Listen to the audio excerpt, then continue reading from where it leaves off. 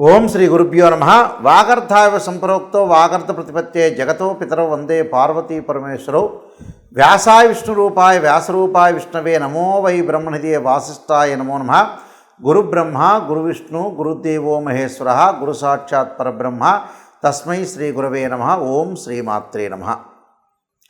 August నెలలో ద్వాదశ రాశుల యొక్క ఫలితాలు ఏ విధంగా ఉండబోతుందో ఒకసారి చూసే ముందు గ్రహ సంచార వీక్షణం అనేది చాలా ముఖ్యం. కాబట్టి ఖగోళ పరంగా మనకి గ్రహాలు ఏ స్థానాల్లో ఉన్నాయి, ఆ ద్వాదశ స్థానాల్లో ద్వాదశ భావాల్లో ఏ విధంగా ఉన్నాయి, ఎక్కడెక్కడ ఉన్నాయని మనం ఒకసారి చూసుకుంటే ముఖ్యంగా మనకి గురు కుజుల యొక్క కలయిక, గురువు కుజుడు వృషభ రాశిలో సంచారం చేయటం, శుక్రగ్రహ అంటే శుక్రక్షేత్రంలో సంచారం చేయటం ఈ ఆగస్టు మాసంలో, ఈ ఆగస్టులో కర్కాటక సింహరాశిలో సూర్యభగవానుడు యొక్క సంచారం చేయటం, అంటే కొన్ని రోజుల పాటు ఒక 2 వారాల పాటు సూర్యుడు కర్కాటక రాశిలోను తర్వాత సింహరాశిలో సంచారం చేయటం, బుధ శుక్రుల యొక్క సంచారం అనేది సింహరాశిలో ఉండటం, బుధుడు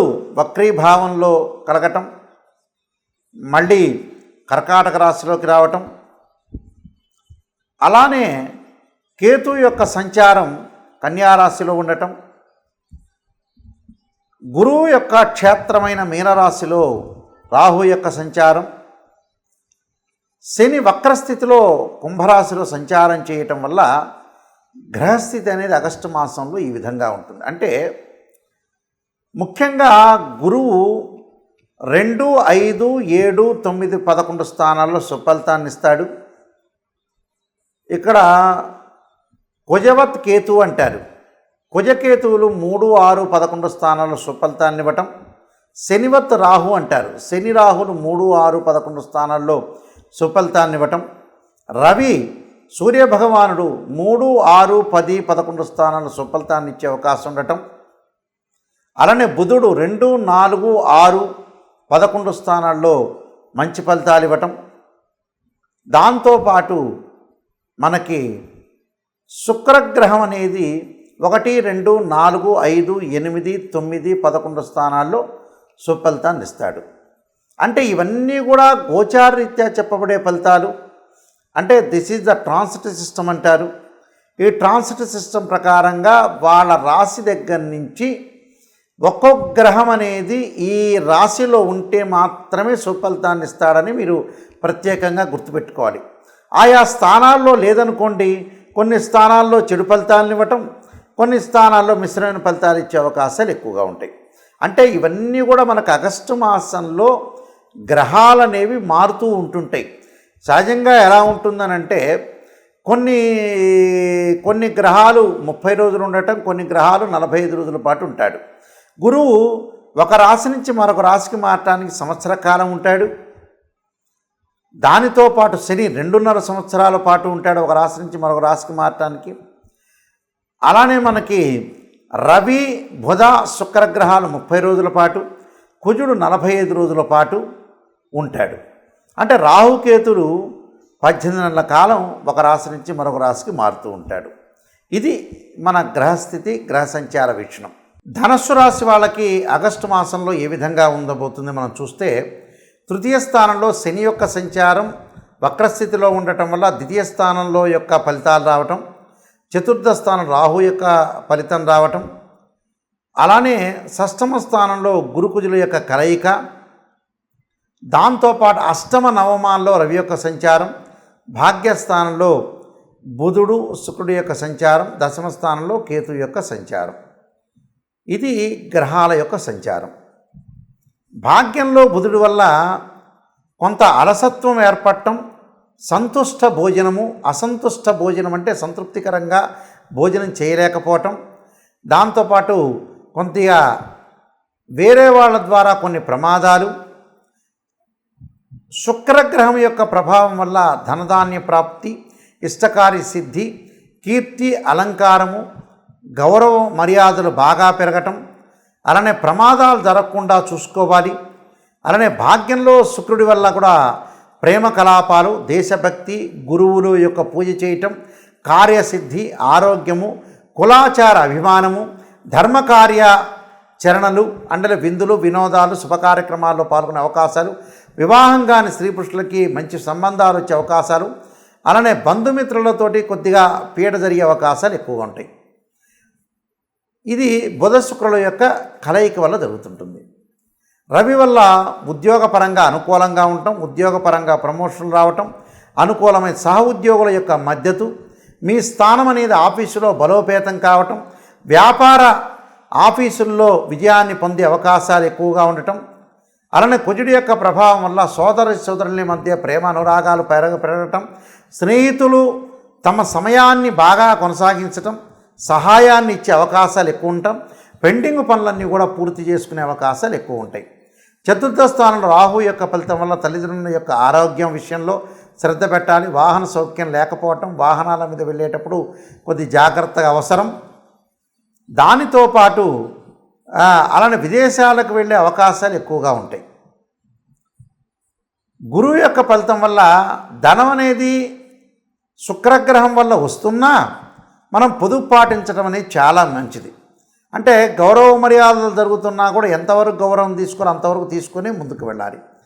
అలానే కుటుంబంలో కలతలు రాకుండా జాగ్రత్త పడాలి. అలానే బంధుమిత్రుల మధ్యలో మనస్పర్ధలు రాకుండా జాగ్రత్త ఉండాలి. స్త్రీలకు ముఖ్యంగా ఆరోగ్యపరంగా గర్భ సంబంధమైన వ్యాధులు అంటే గైనకు సంబంధించిన ఇష్యూస్ అనేవి రాకూడదు. అలానే శత్రు వృద్ధి కలగకుండా ఉండాలి. ప్రయాణాల్లో ప్రమాదాలు రాకుండా మనశ్శాంతితో ఉండటం కూడా చాలా ఇంపార్టెంట్. అంటే కొన్ని విషయాల్లో మనం జాగ్రత్తగా ఉండి ముందుకు వెళ్ళటం అనేది చాలా ఇంపార్టెంటు. ప్రతి ప్రయత్నం కూడా చేసుకోవటంలో మనస్పర్ధలు రాకుండా ప్రశాంతమైన వాతావరణంలో ఉండాలి. కొత్త పనులు ఏమీ కూడా మీరు చేపట్టకూడదు. అలా కొత్త ఉద్యోగంలో చేరేటప్పుడు కూడా ప్రతి వాళ్ళని కూడా కొంత అనుసరించి ముందుకు వెళ్ళటం అనేది చాలా మంచిది. అంటే ఇవన్నీ కూడా కొన్ని ఆలోచన చేసి మనం చూసుకోవటం వల్ల కూడా నిందారోపణలు, మనస్పర్ధలు, అవమానాలు, అలానే దూషణలు, భూషణలు ఇలాంటి వాటిల్లో అంతా కూడా చాలా జాగ్రత్త ఉండాలి. ఎందుకంటే ఎప్పుడు కూడా నెగిటివ్ ఉన్నదాన్ని మనం పాజిటివ్ చేసుకోవాలి. స్త్రీయ లోపం మెరుగుట పెద్ద విద్య, లోపం మెరిగిన వాడే పూర్ణుడవుతారంటారు. ఇలాంటి విషయాల్లో కొద్దిగా అప్రమత్తంగా ఉండి మన జీవితాన్ని ముందుకు నడిపించుకోవాలి. ప్రత్యేకంగా బంధుమిత్రులతో విషయంలో మీరు కొంత జాగ్రత్త ఉండాలి. ప్రమాదాల విషయంలో జాగ్రత్త ఉండాలి. నేను చెప్పిన పరిహారాలు చేసుకోండి. డబ్బును కూడా పొదుపు చేసుకొని, గురువు బాగలేదు కాబట్టి డబ్బును కూడా పొదుపు చేసుకొని ముందుకు వెళ్తే మీకు మంచి జరిగే అవకాశాలు ఉంటాయి. నేను చెప్పిన పరిహారాలను కూడా చేయండి, చాలా సత్ఫలితాలు జరిగే అవకాశం ఖచ్చితంగా ఉంటుంది. ఈ రాశి వారికి ప్రత్యేకంగా ఆగస్టు మాసంలో కొన్ని ప్రత్యేకమైన పరిహారాలు చేసుకోవాలి. ఎక్కడైతే మనకి నెగిటివ్ అనేది ఒకటి ఉంటుందో ఆ నెగిటివ్ని పాజిటివ్ చేసుకోవటానికి కొన్ని ప్రత్యేకమైన పరిహారాలు అనేవి చేసుకోవాలి. ఆ పరిహారాలు చేసుకుంటే అనుకూలమైన పరిస్థితులు వచ్చే అవకాశం అనేది ఖచ్చితంగా ఉంటుంది. అంటే మన గ్రహ సంచార వీక్షణాన్ని చూసిన తర్వాత ప్రత్యేకంగా కొన్ని విషయాలను మనం పరిశీలన చేసుకోవాలి. ఆ పరిశీలన చేసుకున్న తర్వాత ఎక్కడైతే మన పరిహారాలు ప్రత్యేకంగా రెమెడీస్ చేసుకుంటే వాళ్ళకు మంచి ఫలితాలు జరిగే అవకాశాలు ఉంటాయి. కాబట్టి ఈ పరిహారాలు, నేను చెప్పిన పరిహారాలు చక్కగా పాటించండి, మీకు మంచి ఫలితాలు వచ్చే అవకాశం ఖచ్చితంగా ఉంటుంది. ముఖ్యంగా మనకి 4 సోమవారాలు, 4 మంగళవారాలు, 4 బుధవారాలు, 4 గురువారాలు, 4 శుక్రవారాలు, 4 శనివారాలు, అలానే ఆదివారాలు వస్తూ ఉంటాయి. అయితే ప్రతి సోమవారం రోజున కూడా మీరు ఏం చేయాలంటే ఈ రాశి వాళ్ళు ప్రాతకాలంలో కానీ ఒకవేళ కుదరలేకపోతే ప్రదోషకాల సమయం ఉంటుంది. అంటే సాయంకాలం వేళ, అంటే సూర్య అస్తమయానికి 2 విగడయ్యల కాలం అనేది ఒకటి ఉంటుంది. ఆ విగడయ్యల కాలం నుంచి 2 ఘడియలు కానీ 2 విగడియలు కానీ కాలంలో తీసుకుని చక్కగా చుక్కలు వచ్చే సమయం వరకు కూడా మీరు ఈ పారాయణం చేసుకోవటం చాలా మంచిది. అంటే ప్రాతకాలం కుదిరితే ప్రాతకాలం చేయండి. సోమవారం రోజున ముఖ్యంగా శ్రీ కనకధారా స్తోత్ర పారాయణం చేయటం, అలానే ఓం నమః శివాయ పంచాక్షరి 21 సార్లు చేయటం, అలానే శివకవచ స్తోత్ర పారాయణం చేయటం అనేది చాలా మంచిది. ఉదయం సాయంత్రం 2 కూడా చేసుకోవచ్చు, లేకపోతే ఉదయం కుదరకపోతే సాయంత్రం కూడా చేసుకోవచ్చు. అలానే మంగళవారం కార్తవీర్యార్జునుడి యొక్క మంత్రాన్ని చదవటం, అలానే శ్రీ ప్రజ్ఞా వివర్ధన కార్తికేయ స్తోత్ర పారాయణం చేసుకోవాలి. ఇది ఉదయం కానీ సాయంత్రం కానీ.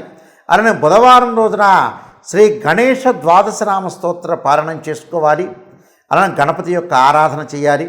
గురువారం రోజున దత్తాత్రేయ స్వామి యొక్క కవచము, దత్తాత్రేయ యొక్క స్తోత్రం యొక్క పారణం కానీ, లేదా గురుచరిత్ర పారణం చదువుకోవటం కూడా చాలా మంచిది.